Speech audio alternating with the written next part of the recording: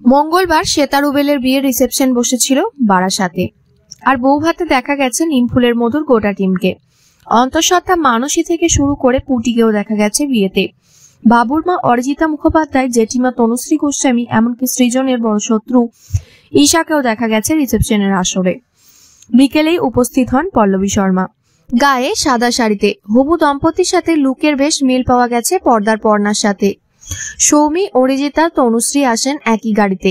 গাড়ি থেকে ব্লগ শুরু করে দেন তারা। মেরুন রঙের শাড়ি সোনালী পাড়ে সেজে উঠেছিলেন বাবুর মা।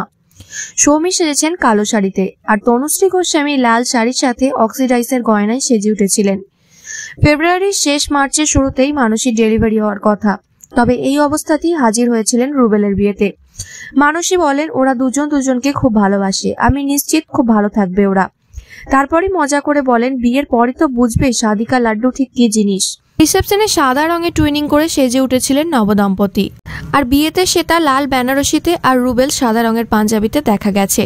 বিয়েতে কোন গোপনের টিম আর বৌভাতে নিমফুলের মধুর টিমের আসর জমিয়ে রেখেছিলেন। কোনো লুকোছাপা না করেই ধুমধাম করে বন্ধু বান্ধব, আত্মীয় স্বজন পরিজন নিয়ে গাঁটছড়া বেঁধেছেন শ্বেতা ও রুবেল।